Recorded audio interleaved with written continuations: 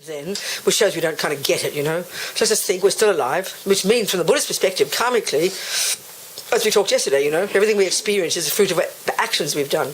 So the fact that we're not dead yet isn't just because we're healthy, isn't just because we're young, isn't because we're fortunate, it's because we've still got the non-killing morality karmic energy, if you like, in our petrol tank, quite literally. Way of saying it. Well, literally not, but you understand. So how amazing. Mustn't waste it then.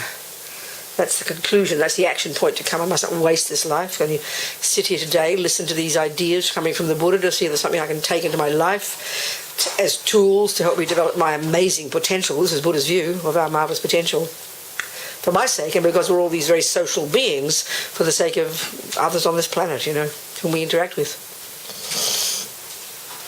Thinking like this. Sangye cherang soke chognam la janchu baru dagni kyabsu chi dagi chonyen gipe sonam ki drola penche sangye drupa shog sangye cherang soke chognam la janchu baru dagni kyabsu chi dagi chonyen gipe sonam ki drola penche sangye drupa shog sangye cherang soke chognam la janchu baru dagni kyabsu chi dagi chonyen gipe sonam ki drola penche sangye drupa shog. So there's many ways of framing Buddhist teachings, many ways of, there's many doorways into the Buddhist approach to life. Excuse me. But as we've been talking, from the Mahayana Buddhist view, from the Mahayana Buddhist perspective, and there are various teachings of the Buddha that are emphasized in different countries, different parts of Buddha's teachings in different traditions over the centuries that have developed, that have been taught. And here we're discussing from the Tibetan Buddhist point of view, which is the Buddhism that includes not only the Mahayana, but the final stages of the Mahayana, which is the Vajrayana, but also includes the earlier stages of the teachings, which is known as the so-called Theravadan teachings, the teachings that are emphasized in Burma and, say, Thailand. All these different parts of Buddha's path, and they all fit in a coherent way into one big package,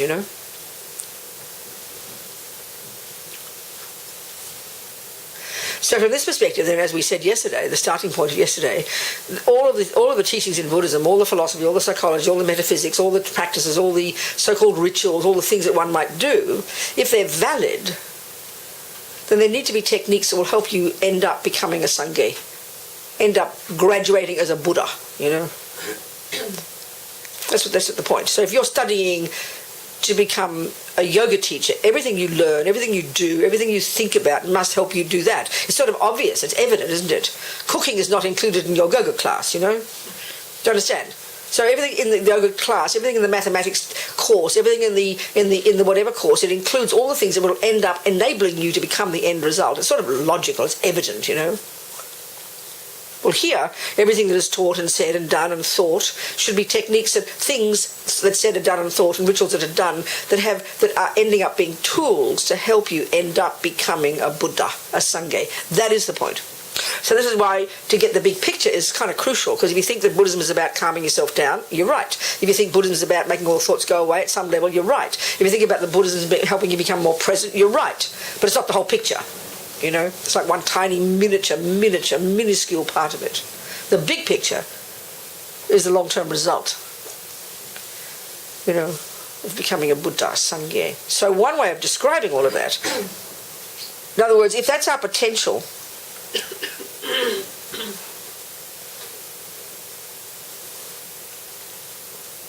the Buddha's saying, okay, the Mahayana one, the way to say it is we all possess Buddha nature. That's one way they say. We read it in the literature. We all possess Buddha nature. We all possess Buddha nature. So what does that mean? It's such an abstract concept to us, We all possess Buddha nature. So we try to imagine I'm a little Buddha really, or maybe I'm already a Buddha, I just don't know it. Kind of what does it mean? It seems very cosmic. Well, it's just not how we talk, that's all. It's very simple. Let's just use it a practical, give a practical term to it. Yeah, now because we're all so toasty and warm, we need air as well. Isn't it? Jason was so kind yesterday. He didn't want to put the fire on in case we got burnt. I thought, well, we're big girls and boys. We can stay away from the fire. And then I said, if it gets too hot, well, we can open a window or take our jumpers off. And if we start fainting, we can turn it off. Can't we? Okay. So, no, I distracted myself, didn't I?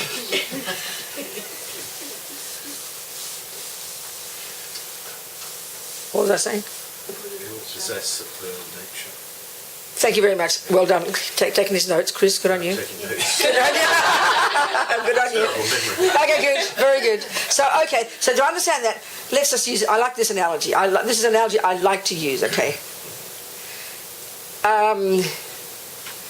If we see an acorn on the ground, first of all, we recognise it. We know the label for that thing is an acorn. And we know, because we've learned it, not because it's evident. This is a really crucial point. The acorn doesn't sit there and go, hello, I'm a potential oak tree. No, we learn it. What's that little kind of, whatever that shape is? I remember some mathematician gave me the proper name for the shape. It was so complicated, I don't remember it. Whatever that name of that shape is. What is that little thing, Mummy? Oh, darling, that's an acorn. What is an acorn, Mummy? What does it do? Oh, if you put it in the ground and give it some water and time and soil, and it'll eventually become an oak tree. You show a picture of an oak tree, you know. So then we learn, okay, so then what you'd very simply say, logically, using this Buddhist phrase, all acorns possess oak tree nature. So then you get it. All acorns possess oak tree nature, which means, by definition, an acorn is a potential oak tree. By definition. Its very existence is defined by that. This is the way you would say it, without, and thinking it through, and it's very powerful. So then that's the Buddha's finding. That is Buddha's finding, that every mind, every consciousness, every mind, and remember the Buddha would say there are trillions of mind possessors, this lovely word that's the Tibetan equivalent of the vague term we use called sentient being, mind possessors. There are trillions of mind possessors. A dog is a mind possessor, an ant, a human, and indeed the Buddha would assert others we can't see are mind possessors. And every one of them, just naturally, by being a mind, possesses this potential to be a perfected mind. And that means, Sangye, Buddha, we have all the potential, like we've been talking all the time, the potential to remove from our mind, these are the literal words, to remove from our mind all the neuroses, all the voices of ego, all the ego grasping and attachment and anger and fears and grasping at permanence, all these misconceptions, Buddha would say, all these emotional, as the Buddha would call the poisons, but we would say very nicely the toxic emotions, and these are what Buddha's talking about, these afflictions are many terms that he used. They are not at the core of our being. This is the fundamental essential point that's throughout the entirety of all Buddhist practices and all Buddhist teachings.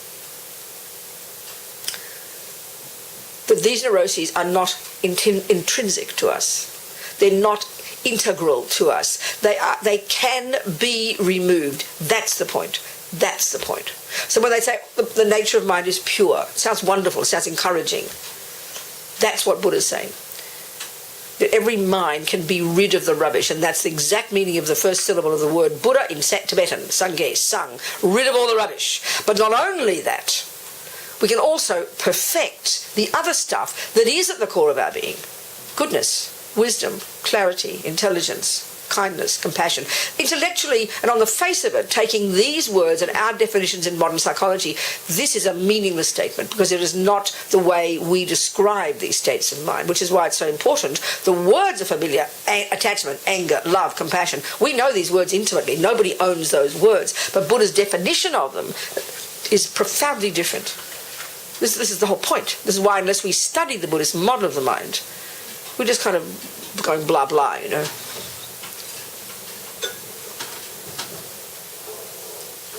So all minds possess Buddha nature.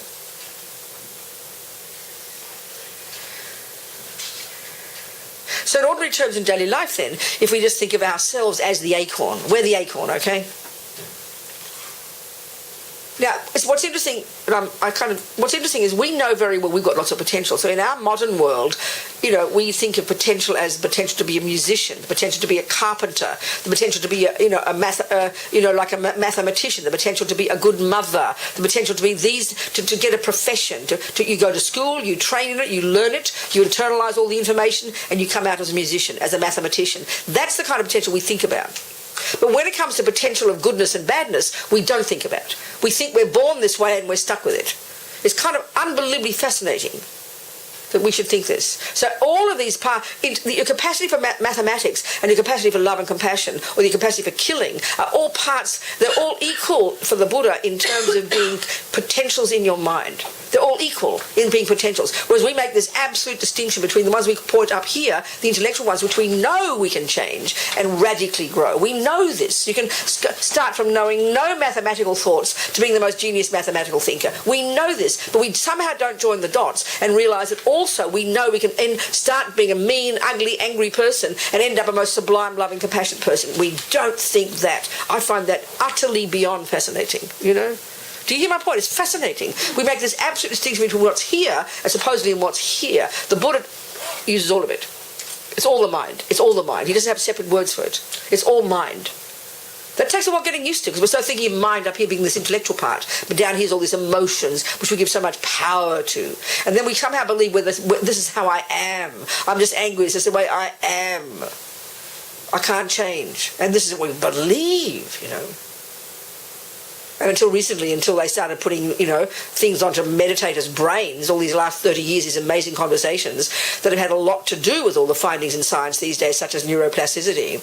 Only until now, we're realizing that we're not stuck with what the brain was born with, which is really just another way of saying what Buddha's been telling us very politely for 2,500 years. You're not stuck with what you're born with. We know it when it comes to the intellect. That's what's fascinating. But we don't know it when it comes to the emotions.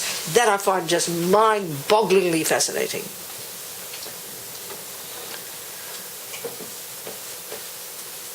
So Buddha's expertise is about not to become a musician and a genius mathematician, to become a brilliant person. That's it. That's what a Buddha is. It's a brilliant person.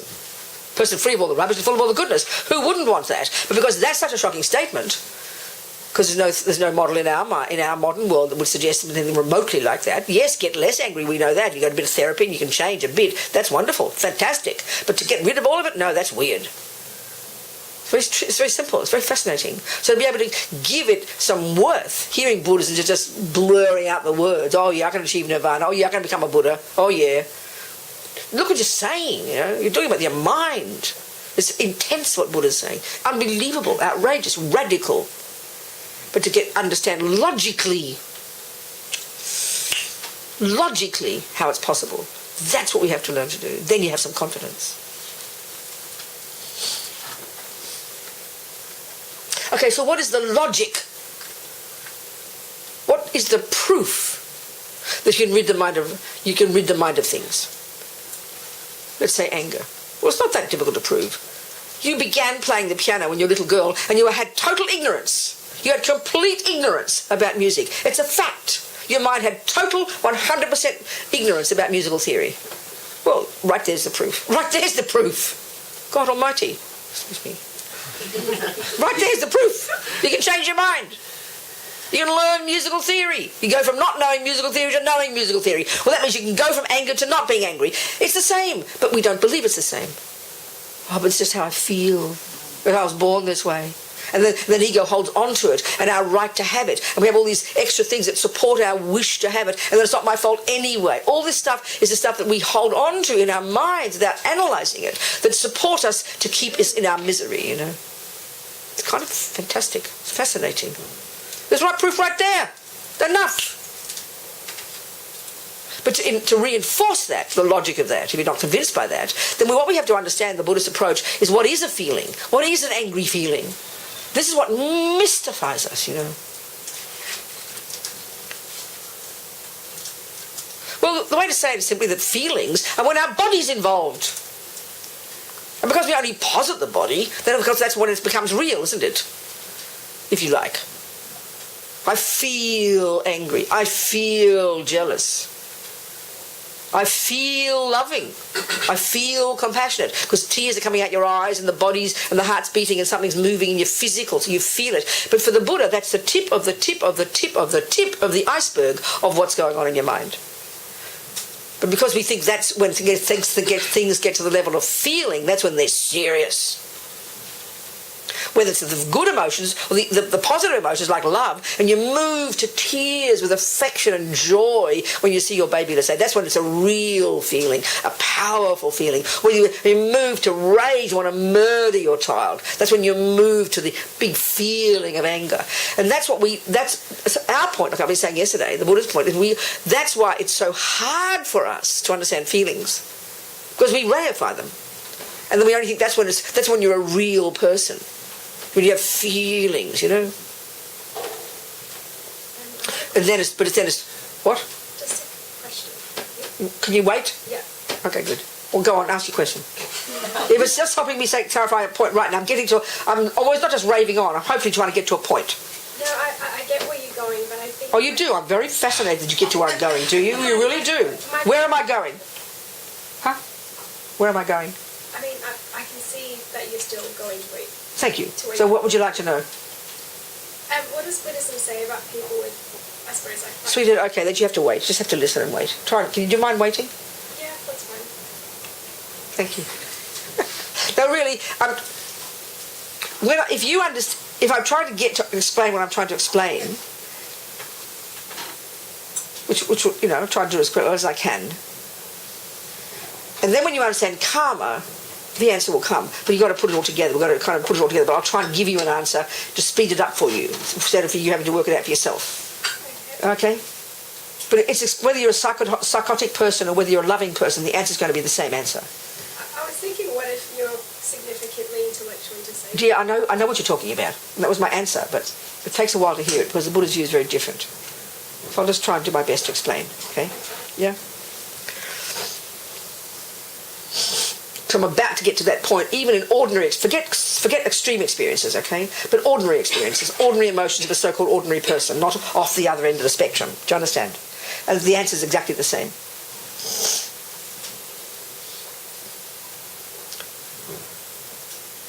So what a feeling is a feeling of anger or a feeling of love.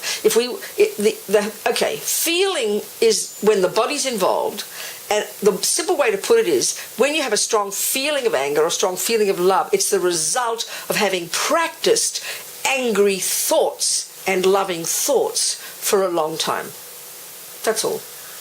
And that means, let's say, in my case, born and little girl, my mother didn't have to teach me how to be angry. She didn't have to teach me to shout loud and stomp and clench my fists and get upset. Because I had practiced anger before. And that's the simplest answer, that you come programmed in it. If you've practiced music for 20 years, would you agree that you'd be very good at it, right? And you'd have immense feeling, would you agree? It would be huge feeling for you, wouldn't it? And that's because you've practiced. The first day you put your hand on the piano, there's no feeling whatsoever. It's just agony, isn't it? Because you're struggling to learn to know the right notes. The more you learn the theories, which is intellectual, do you agree? And the more you involve yourself and then you familiarise yourself with it until you become perfected, it will be huge, won't it? Well, that's why I was good at anger, because I'd practiced anger before, to the point where just the first tiny thing that comes along that upsets my attachment, I'll have a panic attack. The reason a person is, like the story of Dachin, our friend Dachin in Queensland, when her little boy was 3 years old and he's having the lice taken out of his own head and he's crying with compassion for the lice. It's exactly the same explanation. We can deduce logically from the Buddhist perspective that he'd programmed his mind, he had practiced not just not killing, but compassion for sentient beings, to the point when he's 3 years old, no one had to teach him. He immediately had empathy for the pain, for the suffering of the lice, and didn't want his mother to harm them. So because he'd practiced compassionate thoughts and he'd perfected them, so now it was spontaneous, just like the music was for you was spontaneous. And that is an exact example. Can you put these together? So a person who comes into this world as a psycho or a terrorist or a murderer or a thief, or extreme example of a deluded person, it's just because they've practiced that stuff before. That's it. That's the answer. That's the answer. That's the answer, okay? Can you contain your questions, please? You've got to contain your questions and try and just listen, because it's like if we're talking about mathematics or cooking here, and you keep popping up with a question about this recipe or that one, in the whole big picture you'll get all the answers. So at some point when I've done a little bit of this, we can then have more questions, okay? But this is the point I'm about to get to anyway, that we can try and comprehend that. So that means what Buddha's saying, which I've been saying all day yesterday, but it takes us a while to hear it, that all these, as we call them, emotions, and you can call them the toxic emotions, the good emotions, at the level at which we feel them as feelings, that's the tip of the iceberg of thoughts deeper down. And that's why when you get some concentration and you start to unpack it, you're able to hear your thoughts at a subtler level. And I'm just talking about even in ordinary daily life. And then when you grab those thoughts, if you're playing the piano and you keep playing a wrong note for 27 years, you'll be very familiar with it and you won't want to change. So the sooner you grab your mistake, do you get my point? The sooner you grab your mistake and fix it, you will then be able to practice the right thing. It's the same here, exactly the same. The sooner you can get deeper down into the conceptual level of all these emotions, because all the emotions are merely expressions that involve the body and much, energy that are based upon elaborate conceptual stories. Now, the valid ones are called love and compassion. They're valid conceptual stories. And that's hard to hear why too, but we'll try and understand, I'll explain. But the other ones are like the wrong notes. We've been practicing anger and attachment and fears and jealousy and depression and low self-esteem and paranoia, you name it, for countless lifetimes, Buddha says. Okay, that's a big ask, but that's an explanation for how come you get born as a psycho or born as a saint. There's no evidence that Hitler's mummy ran around killing millions of Jews. There's no evidence that Mother Teresa's mummy was a holy saint. So they can't find it in their genes or their brains. Where they find it from? In their own mind, from the past. So that is the answer to your question, actually. That is, the more you practice something, the more you get better and better and better and better. So the only way to answer that, to understand this, is to assume reincarnation, isn't it? Otherwise there's no meaning to this. You get my point there? Can you get that point? I get that point, but I think my question is a bit different. I was wondering how much, the mind's separate from the body, obviously. And if someone has a body that limits them from expressing emotion or limits them from doing things, how can they... Still, it doesn't make it... How can what? How can what? Do we assume that their mind then has I suppose, the same potential? I mean, we do, but I just don't see how... Potential for what? What, darling? What potential? The potential to be Buddha. Yeah, of course we do. A snake has it, and so does Hitler. But as a snake can't do much to develop that potential. And a person who's born to this life with intense habits to want to kill and torture all the time doesn't have much at this moment, can't exercise that potential. If you've got an acorn but a barren ground and no rain, you can't get an oak tree. You've got to have all the right conditions. But the point the Buddha's saying is fundamentally all minds, no matter what stage they're at now, always have that potential. There's something utterly innate within the mind that the delusions can be removed. But we don't all have the same potential at this moment in time to exercise it. That's the point. You get that point? I mean, you might have the potential to be the best musician, but if you never meet a piano, you'll never exercise it. You've got to have the conditions, and that's the precious thing. If you've got all the right conditions, you can grow the oak tree, But the fundamental point beyond all that is all consciousnesses. Mind in its nature is pure. Mind in its nature is not physical. Mind in its nature has delusions are not fundamental to it. When you read the literature, it's quite abstract, but it's because it's not how we think about the mind, because we think about the mind as a brain. That's the trouble. So we have to really think about this, to see how it can be possible. But it should be encouraging, this is the point. No matter how long it takes, if you know you've got that potential, then the job is to make sure, certainly in Buddhist terms, to make sure you're born and you get the right conditions. You learn to know what conditions do you need to exercise this potential. That's the part. And that's why they talk you see in the Mahayana teachings, in the Tibetan Buddhist, the Mahayana teachings, that, do we have a drama we have to attend to? No? We're okay? I think it's just... Okay, fine. So we need to make sure, certainly karmically, this is why they talk about this precious human rebirth. And we never think this, We just think, aren't I lucky I got born to a reasonable mother with a reasonable brain, reasonable sanity, reasonable this, reasonable that. We just think it's pot luck. But, not only, the Buddha's view is not only because of our own past practice of morality, of non-harming and non-killing, that we have a human body. Not only do we have, that, we also must have had enormous generosity karma, of giving, the programming of giving and generosity, which is the cause of having anything. Even have access to one grain of rice is the fruit of your past generosity. The not access to anything is a part of your lack of it. So because everything is the fruit of karma. So the fact that we've got a reasonable life, born in a reasonable country with reasonable politics, reasonable earth, environment, everything, which we take for granted, isn't just because we're lucky. It's because we created the causes to have all the conditions. So we can have the luxury of being in a room for 6 to 8 hours, listening to advice about how to develop your marvellous potential, rather than having to be out there digging your rice, just so you can have a meal for your children, you know. That's like a miracle. And that's due to our own past karma as well. They're having the conditions. That's why my friends in prison, you know, so many of my friends in prison. So there they are in this, the irony of that condition is it's given them the space and the time to want to develop their spiritual, their potential, you know. I mean, my Mexican friends in prison would never hear the word Buddha on the streets in Los Angeles. But there they are in prison. So many of my friends, Mexican ex-gangsters, become Buddhists, you know, sincere Buddhists. The conditions. There's the actual cause and the conditions. They're crucial. So then let's look at then how what we call emotions, whether you're a psycho, like one of my friends on death row in what the world would broadly call psycho, a big label for, you know, for a lot of mental problems. But let's say a person is seriously mentally ill, like one of my friends on death row in Kentucky, as my friend Mitch, who's a Buddhist, who's getting ready for his death date, as he said, Ravina, he thinks of torture all the time. So this, when we understand the simple Buddhist teaching about attachment, we'll understand that.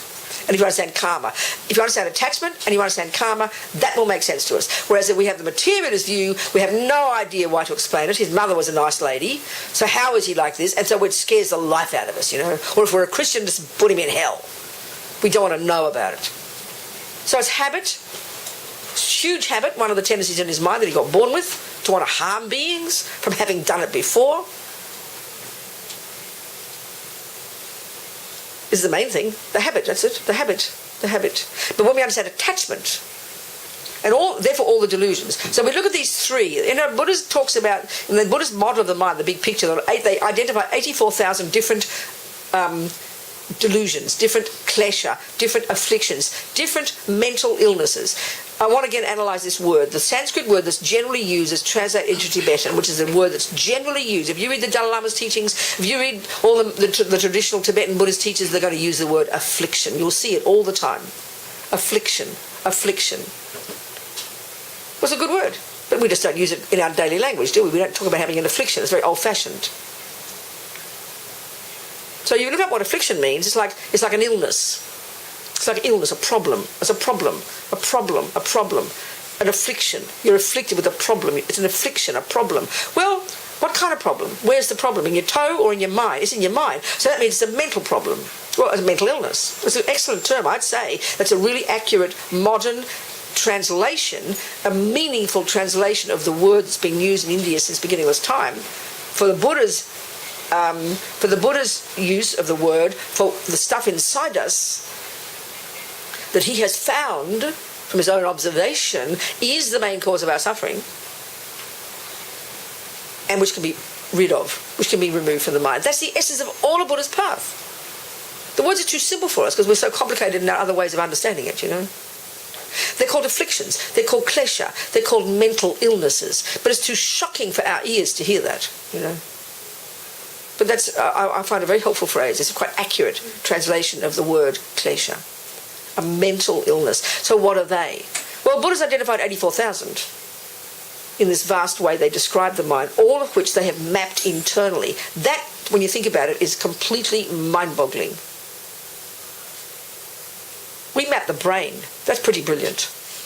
Well, these dudes map the mind internally, in the actual internally on the basis of single point of concentration, this brilliant, ingenious skill of focus that enables you to go to a subtler level. With that skill, they can do anything with that mind. So they've learned, all the great yogis in the past, before the Buddha even, and the Buddhists since then, have mapped the mind internally. Try and comprehend that.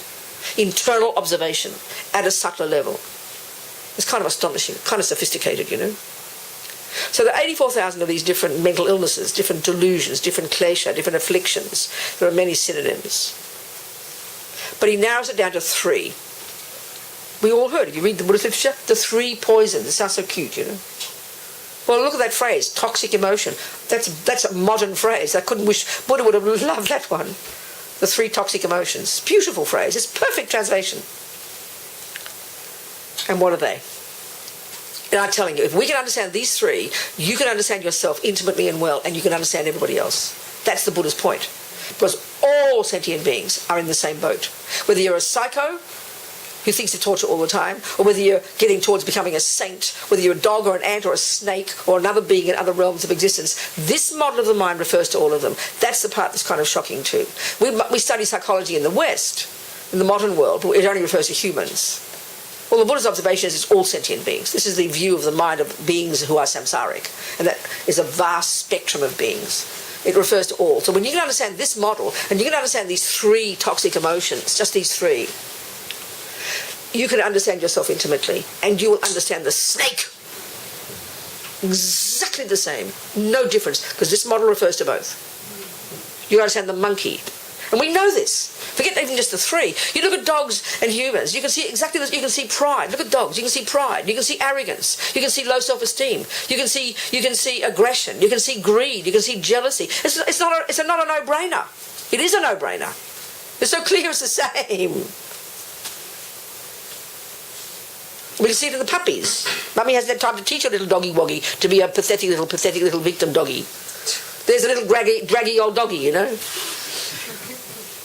We can see it, it's sort of evident. So we get these three toxic emotions. What are they? And what we're going to look at is how these three toxic emotions, at the level of emotion, are underpinned by being these elaborate misconceptions, elaborate conceptual stories. That's the point that Buddhist psychology is making. And that the more we've thought them, the more they become real, and they get to the emotional level, and then they're spontaneous, they're second nature. Then they become natural to us, what we call natural, which we tragically think means you'd be unnatural if you didn't have them.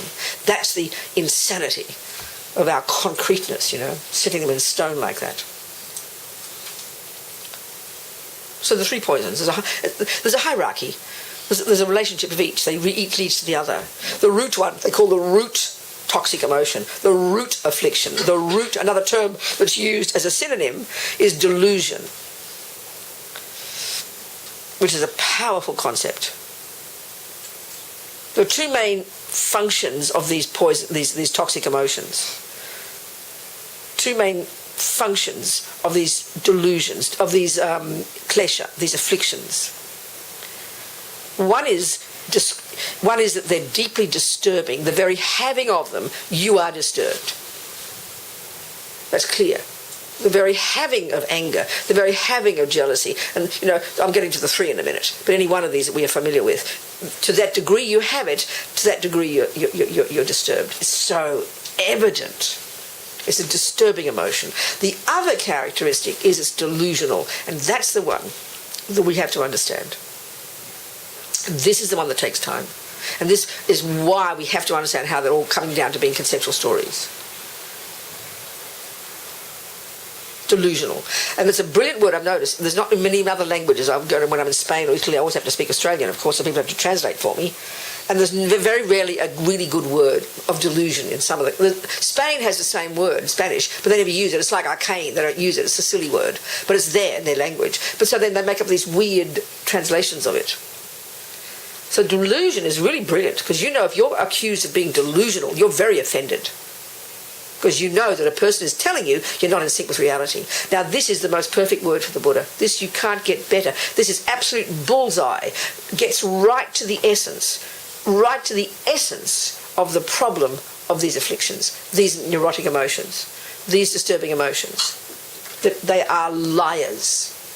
So when you are delusional, you know, you're believing in something that doesn't exist, aren't you? That's the point, isn't it? You're delusional. You're believing in something that doesn't exist. That's exactly the perfect words for exactly what Buddha says we are all doing with any one of these crazy states of mind. That they have, that at the deeper level inside us, from having practice, thinking them from countless lives, they're now deep emotional beliefs and convictions that are so primordial and so deep and so spontaneous and so second nature that it's a joke to call them thoughts, and it's a joke to think that they're not true. That's what he means, how we're locked into samsara, because we've been practicing these toxic emotions for so long. And now they inform everything we see and hear and taste and touch and smell. And not only that, the tragedy is we don't even think our mind has created those fantasies. When I'm full of anger for John, my boyfriend, we know that he will look ugly to me. So not only do I not realize that my anger, I know it's disturbing. You ask me, am I disturbed? You can see it, I'm disturbed. But then I will say, and what is it that's causing you disturbance, Rabin? I'll say it's John. I won't say it's me. I won't say it's the anger. That's a joke. This is already a shocking point. This is already too hard for us to hear. We utterly, the anger itself believes that John is the one who caused, he's like he injected anger into me, didn't he? I'm this innocent victim who didn't do anything wrong, and he's a mean person cheating on me and being horrible. That's how we think. So my anger not only is the result of John's action, and second, I'm allowed to have it. But then the point is, then he looks ugly to me. I say he's evil, he's monstrous, he's lying, he's lying to me, cheating on me. I will believe anger's story. He might have been cheating on me. That's not what I'm saying about the story. That might be true. But the anger creates anger is what creates ugly John. It's a very simple statement. It's hard to hear it. Anger is what creates ugly John. But because we believe I'm an innocent victim, I believe that I got born this way, and I believe he did those things, therefore I'm allowed to be angry, and he caused the anger, I'm allowed to be angry, and then he is ugly anyway. So as if ugliness is coursing in his veins along with his blood. That's the real point here when we're looking at the function of in this case, the delusion called anger, the disturbing emotion called anger, is functioning in my mind to cause John to look ugly. That's what's hard to see. That's what's very hard to see, because it's hard to see that, impossible. I adore chocolate cake. We all know this. We can see it's true. We know it's somehow true, but we don't join the dots. The chocolate cake that exists on the plate, to my mind, when I've got my attachment glasses on, when my attachment lenses are there, which is this massive neediness in here, all these expectations, the belief that chocolate cake will make me happy, the belief that the exaggeration of the chocolate cake's deliciousness, all of that is a function of attachment. When that's overwhelmingly inside me, and then when I look at the eyes, look at that brown triangle, what comes back to me, as Lama Zopa puts it, what appears back to me is a divine, delicious, vibrating, gorgeous, heavenly, beautiful object. And we don't think our mind has got anything to do with how that cake appears to me. This is the way they talk in Buddhist psychology. I know I'm angry. I know I'm disturbed. But I don't believe for 1 millisecond that he looks ugly because my anger causes him to look ugly. And that's the point the Buddha is making. These habits are so deep. Not only do they completely disturb me, but we are so spontaneous with their second nature, no one has to teach us. And then the way the world appears back to you is through the lenses of those states of mind. This is getting us to the ultimate teachings of Buddhism about selflessness. How all the delusions function.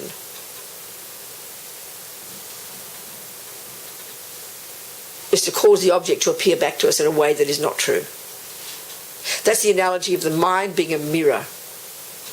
Whatever appears back to a cracked mirror necessarily appears wrongly. Well, our mind is the cracked mirror, or our mind is the polluted mirror, our mind is the dusty mirror, whatever words you want. Like if a tree on the bank of a still body of water will be reflected accurately. But if the water's turbulent, we know how the tree will look. Well, that's our mind. And we don't think this way about our mind. It's quite fascinating. But our mind is merely, it's like this, everything appears back to us.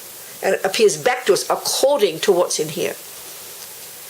We can try to get this. If you know a person who's very patient, genuinely patient, doesn't have anger, then when bad things happen for them, they're kind of like, oh, drat, They've sort of got flexible mind. They're okay.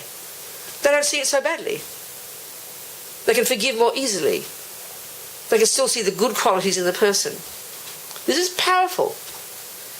But we don't join the dots. We kind of know this when we analyse, but we don't join the dots. We don't take responsibility, Who was it just recently? Where was it? Not here. Was it Friday night? Did we talk on Friday night? Yes. Was it the woman who'd been abused when she was a little girl, 2 years old? It was here, wasn't it? Are you here today? Mm-hmm. She's not here today. Are you here today? You are here. Okay, there you go. It was you. Darling, there you go. So that same story. You have a patient mind. It's clear. It's clear. It's really clear. It's really obvious. Because, what? I feel I'm working on that still. But that's what you are, darling. But if you had completely been had a nature of strong anger, which is since a little girl, because you've practiced in past lives, and didn't have much wish to change it, you would hate that person with great passion, and you would never forgive them. And the world is full of people like that. The world is full of people like that. That's the point I'm making, darling. So because your anger isn't so strong, that means that doesn't paint... when anger's really strong, the whole person appears through the lenses of anger. But because yours is only mild, you can still got space to see the kind qualities of this person who must have abused you when you're a little girl. That's amazing. You should be so happy and blissful with your wonderful mind, darling. Well, the Dharma's helping me. There you go. But you see my point? Yes. You see my point. This is the whole point, Yeah. The stronger the emotion...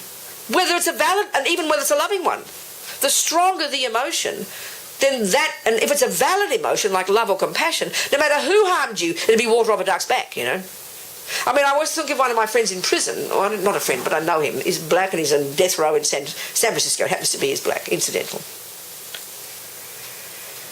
I remember he wrote a book, Finding Freedom. It's a very marvellous book. You should read it. It's very beautiful. I know it's still available. Published by a Buddhist publisher years ago, Finding Freedom. He learned to write in prison. And he just wrote these lovely... They're real stories, but they're written like short stories. And he'd intersperse them with his own experiences at home, his life, So he had a junkie mother.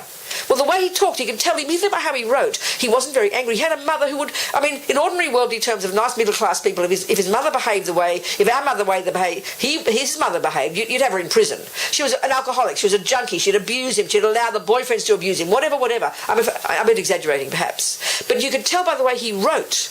Even as a little boy, he loved his mother. He felt a responsibility to help his mother. Even when the mother was abusive to him, he never even had angry thoughts about her. That shows his mind was full of love and kindness. It's not as if he's stupid and can't see that his mother's hurting him, but he always had love and compassion for his mother. Do you understand what I'm saying? But if we're so caught up in the West and looking at all the bad things that happen to you, and that's the reason you're angry, and you're allowed to be angry, and then if those bad things happen to you but don't get angry, you're weird. Can you hear my point? Because we are so caught up in believing you're this innocent victim of two mummies, a mummy and a daddy, or whoever they are, who then make you, and they are the cause. And we go back like looking for a needle in a haystack into the past, looking for what happened. But if you find a person who has been abused, who loves their mother, we think they're weird. They haven't come to terms with their anger yet, It's very fascinating. The Buddha takes it exactly the other way around. Yes, you have a mother that was abusive. Yes, you were harmed by your father when you were 2. Yes, this happened, that happened, whatever. But and there is a relationship. But the Buddha factors in as the main cause, even for why it happened, past karma, and for the mind now and how it interprets that event. That's the power of the accountability of the Buddhist approach, that it comes back to ourselves. So this is why it's so powerful. But it means all the good things as well, which we keep forgetting about, We are the creators of our own reality. And it's our mind, starting as conceptual stories, that then create the causes to have that kind of rebirth with that kind of mummy and that kind of daddy, those kind of events, and creates the causes to be born with these kind of tendencies. They're ours. So here we're talking about the tendencies mostly, but implying the karmic one. Habits, the delusion. So that's what we have to pin down. So when you study the Four Noble Truths, the first is there is suffering, babe. And here we haven't even gone beyond the first level of suffering, which is when the bad things happen. 3 kinds of suffering. The second noble truth is there are causes. There are causes. And Buddha pins it down to 2. Well, cause and effect we all know about. We're geniuses. It's called science. If you're a really sophisticated botanist, you'd have to write a book about all the different things that are involved in growing the best rose. But you can narrow it down to 2 or 3, can't you? A good rose seed, a bit of earth, bit of water, bit of time, bit of heat, whatever. You get a rose. You can narrow it down. Well, here the same. Many causes and conditions have to come together to produce a cup. Many causes and conditions for the Buddha have to produce a moment of suffering. or a moment of happiness. A moment of suffering, a moment of happiness.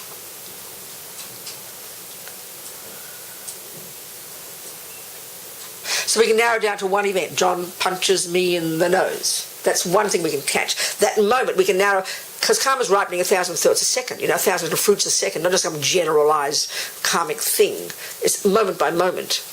Moment by moment, so that one punch. We can narrow it down to two causes. Many, many other causes and conditions. The fact that he came home drunk and I was miserable because the boss just fired me and the kid just was yelling at me at that moment, and then suddenly, boom, all the conditions come together, boom, a punch comes. We can narrow it down to two main causes. Two main causes. Main causes. And the shock is they're both in me. He's merely a secondary cause. He's like the water and the air. He's merely a catalyst. He's merely a catalyst. My mother teaching me music was merely a catalyst for my being good at music. The main cause of my being good at music was my tendency to do whatever I did, The main cause of that punch was my past punching, called karma. The two main causes are called karma, delusions. Karma and afflictions. Karma and toxic emotions. Karma and the mind, in other words. The action of the past informed by a neurotic state of mind that's so deceived in my mind that 32 lives later, result comes back. Like gardens, just like gardens. And no one's running it. There's no God botanist out there. Botany, God, botany, something. Botany's not God or anything running it. Botany's a name for the law that we can articulate with gardens. Well, karma's the name of the law that determines experiences of sentient beings. No one has to run it. It doesn't need running. This is the shocking part. So there are two main causes. My past action and my delusions. So solution, change the karma, change the delusions. It's fairly obvious. Simple, So that's how you identify the delusions. And that's why you study Buddhist psychology. That's what we're talking about here. It's time for tea. No, not quite. Any questions now? I still haven't really gone into how they're conceptual stories yet. We'll get there. So any questions? Yes, darling. So the person is walking along the street, yes, and the gang comes towards them and punches the person. Yes. So the karma for the person that's being punched. Yeah. It's having harm before you. That person. It's personal. Yeah. In the same way that a homeless person, you can't change it if it's happened. You can't. Once you've been pinched and you're laying there and you get up and you think, okay, this is my karma. Yes, then you learn from it. If you see the weed pop up in the ground, you recognise it's because you planted it, and then what would you do with it? What's your next step? Learn to pull it out and not do it again. Not plant it again. Wouldn't you learn that? But wouldn't you know, what if you don't know what to do? Well, that's why you're here. That's why we're here, talking about it. We're teaching botany here. Do you understand? So they've got to go to botany school. Oh, there's a weed. Oh, they call that a weed. They all keep growing. Well, you better go to botany school, baby, and know what to learn to do with them. You recognise that you must have planted it. You see that you don't want weeds in your garden because they're going to be conflicting with your flowers and your veggies, which you do want. So you've got to find methods for how to pull it out pull it out if you can. Well, here you can't stop the action. It's done. It's grown. But you can diminish it. But you can mainly stop growing more of them. It's very powerful. Yes, it is, and this is the essence of Buddhist practice. This is the basis of the first step, junior school, grade 1 junior school entry level. So we cannot blame anyone. That's exactly right, darling. Sorry, Ava. Sorry, darling. I know, it's very interesting, isn't it? It's the wrong class. And that's why we keep remembering. It also refers to all the flowers. So you see the flower. The first thing is, what do I do with the flower? Like a person comes along and gives you $5 if you can't find your bus money. That's the same as getting the punch. So what we tend to do is go, oh, aren't I lucky? But give me more, please. I'll be very happy, because we don't care what the cause is. But the punch one is the one that's so hard because we just assume we don't deserve. So that's the deeper one. Even these assumptions are so wrong, So the learning from it. So if the assumption in the garden is, just using the logic we're using here, weeds are the things that we don't want, and flowers and veggies are what we do want. Well, speaking simply. So then the bad thing happens, you learn from it and you decide you're going to try and mitigate it, do the best you can, but learn from it. The learning is, I won't do that. That must have been caused by something I did like that, so I won't do it again. But that's the first one. I must not do it again. So I know I don't want that suffering in the future. Like if you're driving if you're playing the wrong piano, you play the wrong note, and it's pointed out it's the wrong note. You go, I'll fix it, and I must learn to do the right note again. And it's practice. You practice and practice. That's what the practice of morality means. You practice. not killing, because you know that you're going to keep going in the future and you want to become a good musician, you want to become a nice person, so you practice not killing, not lying, not stealing. But our trouble is, you see, because all the flowers keep coming and we take them for granted, all the good things happen, nice husbands and nice kids and money in the bank and a job, good things do happen every day in our lives, but we don't really recognise them as a result of causes, certainly not to do with us. We're just lucky recipients of them, aren't we? So we greedily eat them all up. So the trouble is we only begin to think about doing something about it when the bad things happen, which is that we have to wait for a wake-up call. And really all Buddha's saying is don't wait for a wake-up call, you know.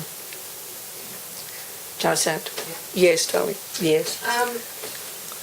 What happens, or how do you deal when you've got an impatient mind when it comes to social injustice? It's the same thing, darling, but we'll get to the compassion one in a second. That's all, you know, we're helping people. This is the one of how to put ourselves together first, and that gives us the skills to know then how do we apply it for others. We'll get there. We'll get there. We'll get there. So I want to... Anyone else? Yes, Chris. So I thought this question... Go, darling, go. Okay, so we talked about the 4 R's yesterday. Yes. Karma, bad seeds, That's right. what to do. So if I have a bad life and... You mean bad things happen to you? Yeah, and in the next life I come back as a lesser being? Yes. Like a dog? Or Let's say, yes. Intellectually disabled? That's right, yes. You can't do much. How can I practice it for You can't. 4 hours? You can't. You can't. What do I do? That's the tragedy. So it's a downward spiral? It's a downward spiral, that's right. It's a downward spiral, but still... Go up. No, it's okay, you can. Because you've had countless past lives and you've got all these good seeds in there. Yeah. They're all there. So, you know, that's why, let's say, with animals, the Buddhist approach to animals, or you've got your pussycat and your doggy-woggy, you know. You... at least prevent them from harming. That's why it's so marvellous if you stop the cat from killing the birds every day, you're preventing it from killing, which is fantastic for the cat, and the cat mightn't be happy.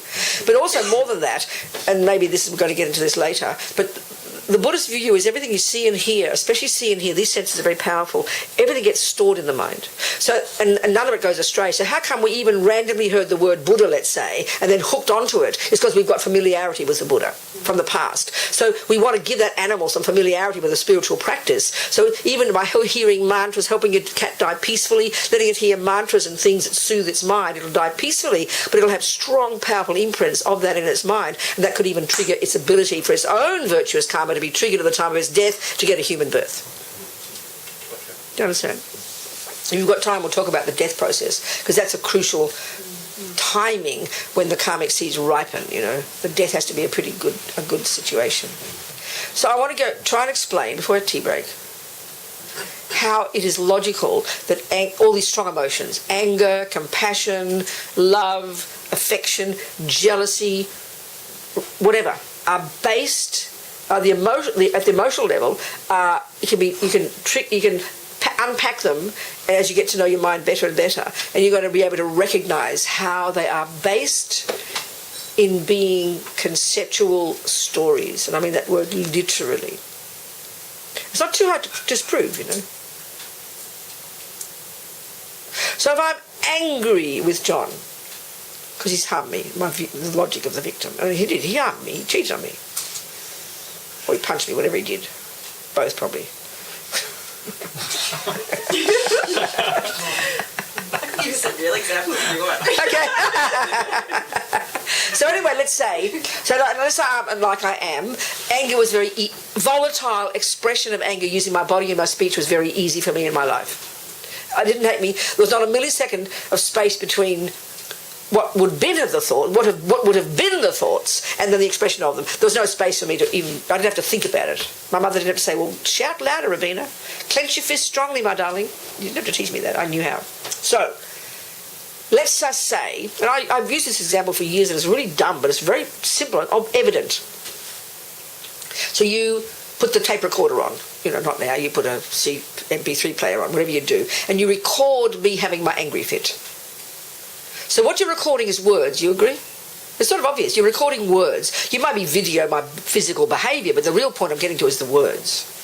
You record words. Now let's say another one of you, and then you transcribe them. And another one of you, let's say, what's your name back there, darling? Julie. Julie, she's working on it, she says, but let's assume Julie doesn't get volatile and shout and yell and kick every time. That's not your nature, Not right? anymore. But did you once? Yes. Never mind, but let's say you don't do it now. No. And so, but you do know your mind enough that you do know you've got some angry thoughts, yeah? You recognise that? I can.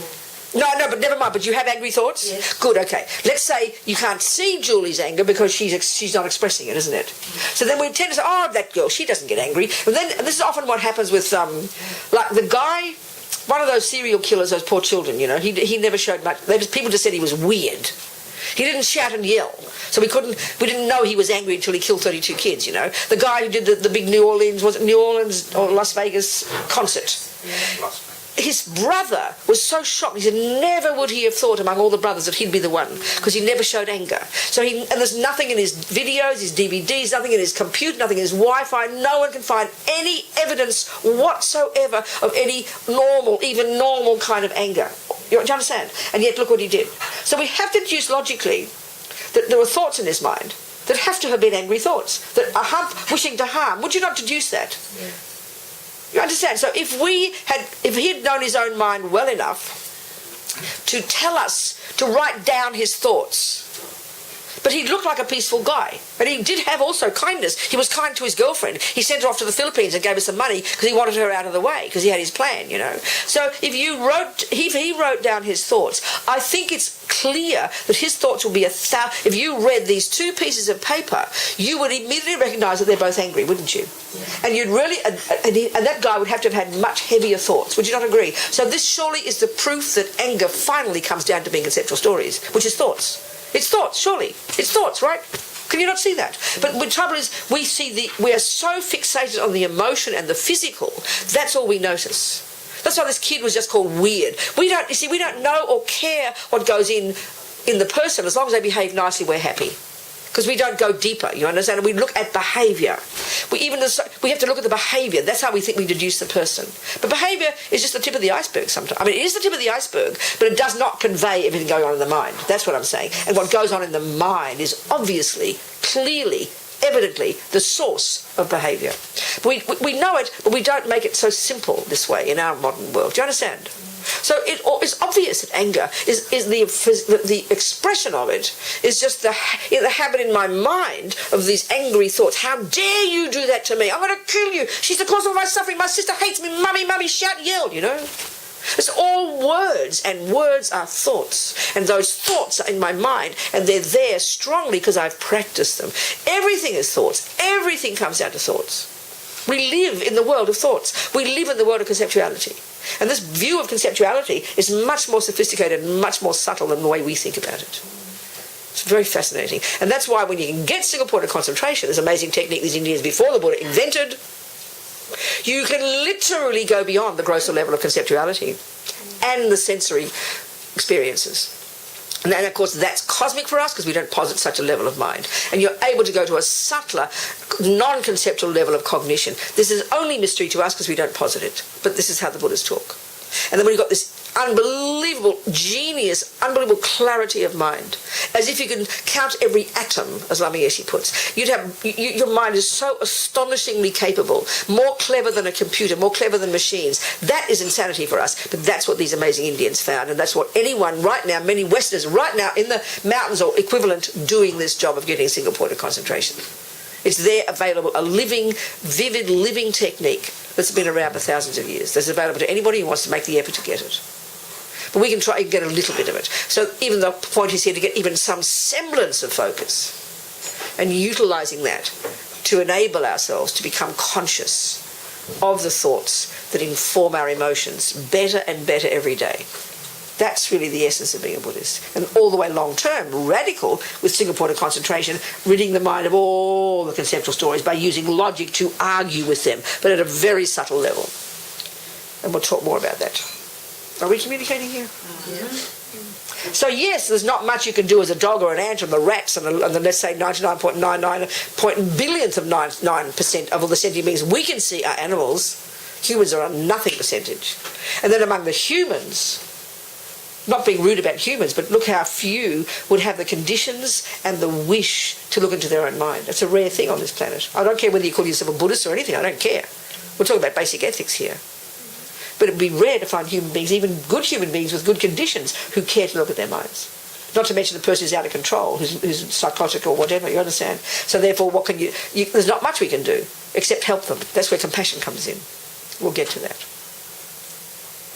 Are we communicating here? Any questions? Yes. Let's ask a question about thoughts. Yeah. We like talking about thoughts in the form of like their words or stories. What, darling? You know, we're talking about thoughts being primarily words. They are. They're conceptual stories. Yes, they are. They are. Thoughts also be like images? Well, of course, it's all part of it, isn't Yeah, it? because I mean, what about like? I think in images a lot. Like what? Give an example. I'm just a visual person. I know, but give an example. When I'm thinking about my mother, like I won't think in words. I'll be thinking, like a picture of her comes to my head. Of course, but there are thoughts there unceasingly. Yeah, okay. There's not a millisecond you're not having thoughts. And what about like for an animal, because they don't have Same, language? conceptual, programmed. Yeah. Just programmed from past lives. Or like a non-verbal person. Programmed. Just all the thoughts are running everything. But Conceptual level. Not in words. Conceptual. No, it's all there, but it's programmed. So it's programmed as a result of having them before. And the programming of it. There's no ability for them to articulate many things because a dog can't do that. But programmed from past practice of the habits. And when you see a dog, okay, I always think of this one particular kind of monkey or a chimp or something that's extra specially attached to sex. So when it gets born, the boy monkey or boy chimp, whatever, gets born, it turns around and has sex with mummy. And then daddy, and then brothers and aunties and uncles and enemies and friends and strangers and everybody. It really is attached to sex. So it's totally programmed with a powerful attachment to having contact with bodies. And that's completely beyond volition in the sense that, I think I'll have sex with my mummy. Of course not. Yeah. Even 99% of what we do is not even that. Yeah. Because we're programmed with it. That's the tragedy. Oh, great when you see the little boy with compassion for the lice. Was spontaneous because he practiced it. So, but they're all, you can unpack. Okay, I find this analogy helpful. What's your name? Sam. Sam is practicing the piano. We see her playing the piano. I say Bach. I like Bach. What? I have actually. Well, there you go, you see. Then we see her playing piano. And we know very well, don't we? No, we don't know. But if so I just see her playing, and she just says, wow, that's so amazing, Sam. You know, show me how to do it. Well, she would have to start with the theory. So she could, if she...